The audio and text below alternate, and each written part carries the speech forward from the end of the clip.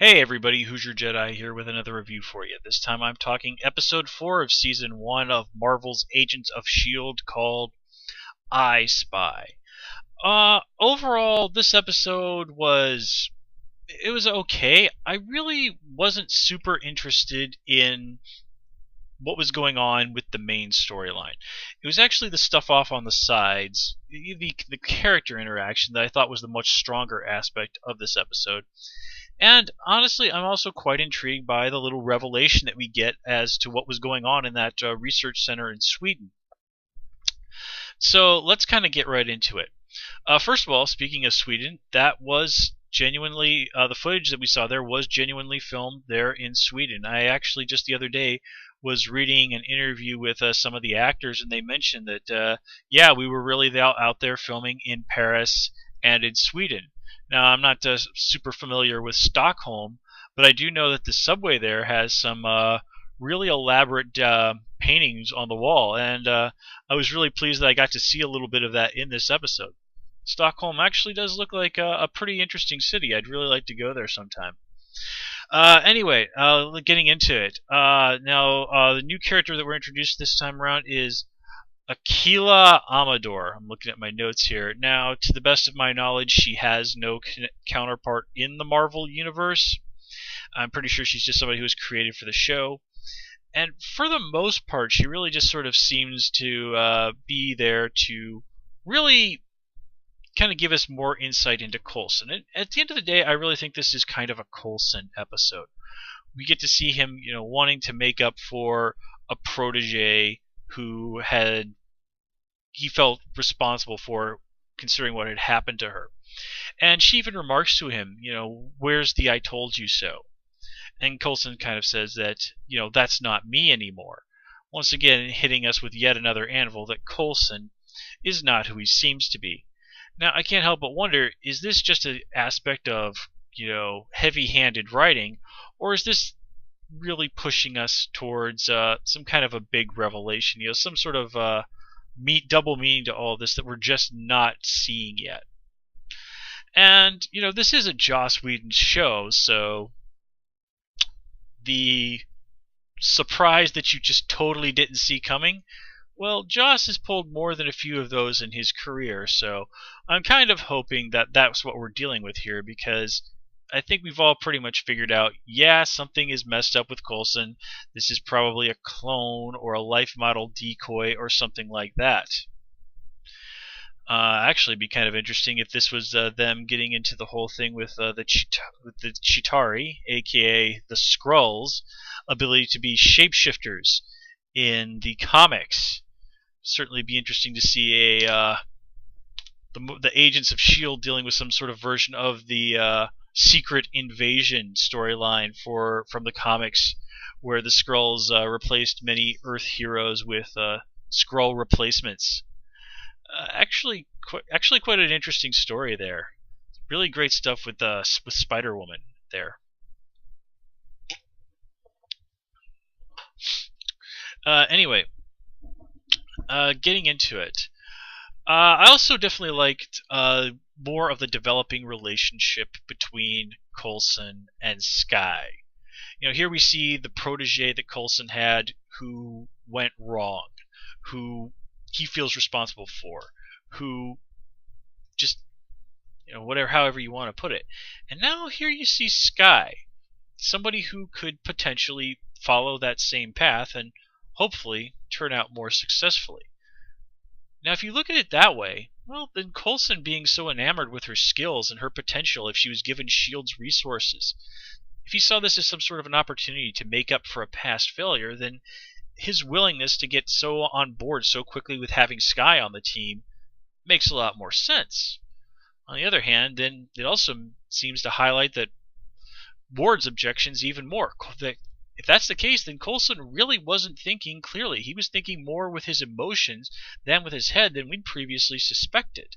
And thus, like I said, Ward was more right than even he knew in objecting to all of that. But of course, at this point, Ward is pretty firmly on board as a supporter of Skye. I mean, he is her training officer, so I don't think he's going to be. I don't think we're going to be seeing too much more objections from Ward on that regard, especially given the obvious sexual tension between him and Sky, which, as we see from the stinger at this episode, is definitely returned on her part. I thought that was a cute little scene. Definitely a funny moment in regards to Fitz, but anyway, I definitely did like the reference to them having calling the little white van that they were driving around in the short bus. Now, for folks outside the U.S. who might not be familiar with this particular bit of American slang, although apparently Fitz was, the short bus basically in American educational system is that there's usually, if you've seen American TV movies, you've seen the big yellow buses that are always taking kids to school. Well, oftentimes in a lot of places there are smaller buses that go out and specifically pick up, not exactly special ed, but also kids who are considered to have learning disabilities. And basically in American schools, it's considered if you ride the short bus to school, you either like have some sort of genetic, something like Down syndrome or autism or something like that, or you've got some kind of a learning disability. To put it bluntly, if you're one of the kids that rides the short bus to school, you're considered to be supremely stupid.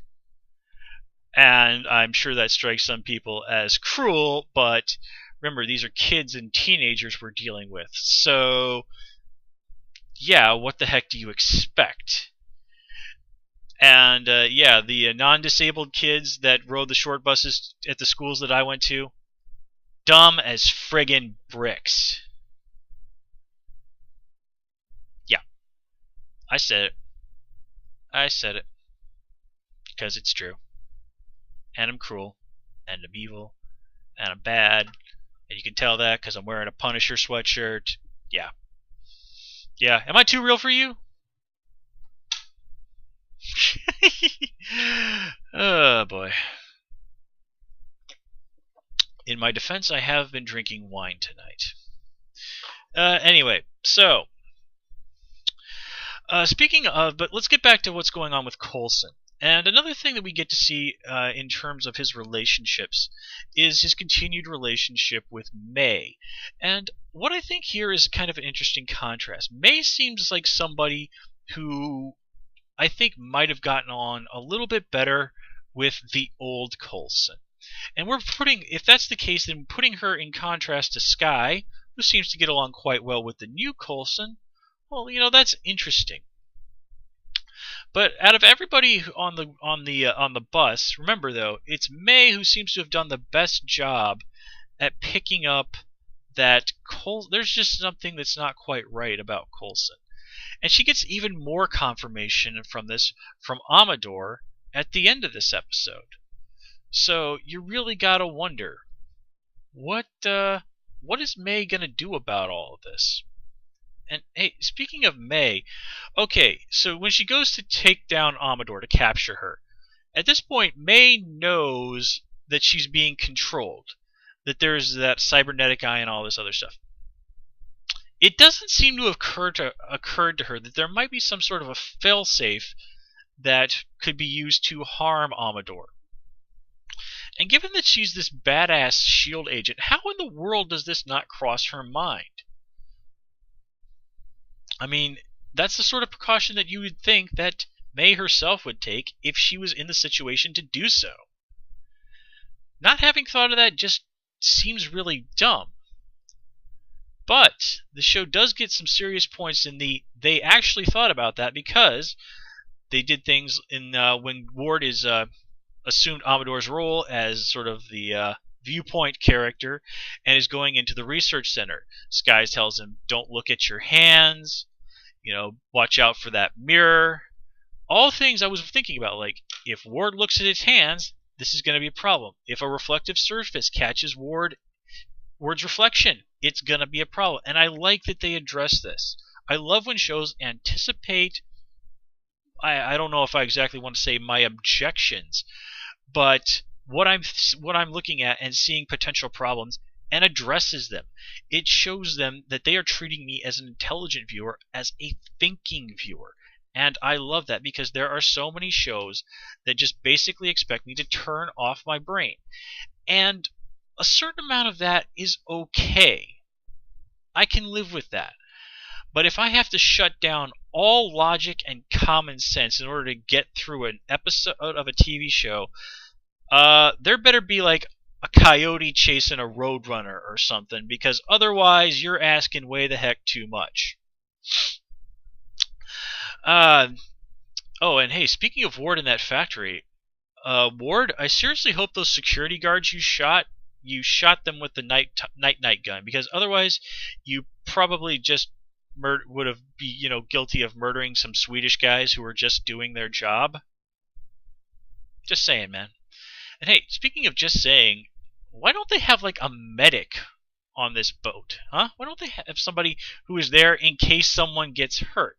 Doesn't that seem like it would be a really good idea? Because keep in mind, Simmons is basically a biologist. She's not really a medical doctor, and she's not even remotely qualified to cut eyes out of people, even cybernetic ones. I mean, the fact that Amador, yeah, is alive. Yeah, lady, you rolled lucky on that one. And let me see. There's something else I wanted to talk about. Oh, yeah, I almost forgot. One thing I do have to give this episode high marks for is when Coulson confronts the English guy and he gets killed by a failsafe in his own eye. I totally did not see that coming. But in retrospect, it makes perfect sense. And it gives us a really strong sense of, wow, we're dealing with some seriously high-level people here. And at the end, when Coulson kind of mentions, we think it might potentially be an alien language. Well, that was exactly what I was thinking when I saw that crazy writing. I'm like, is that the Skrull language? Oh, wait, I'm sorry. I'm not supposed to call them the Skrulls. I'm supposed to call them the Chitauri. I'm sorry. They're the friggin' Skrulls. The friggin' Skrulls. They are. Then again, the Guardians of the Galaxy movie is coming out next year. In fact, the trailer for it's been released. Filming has finished. So it could be they might potentially be setting up some of the races that they're going to introduce in Guardians of the Galaxy. It'd be really cool if it turned out to actually be the Kree language. If I remember correctly, Ronan the Accuser is going to be in Guardians of the Galaxy. I don't know why, but I have always really been a big fan of Ronan the Accuser. So, yeah, that's going to be cool. Anyway, guys, that's all I have for you this time around. As always, please comment, rate, and subscribe. And, of course, you can follow me on Twitter at Hoosier Jedi. Till next time, take care and have a good one.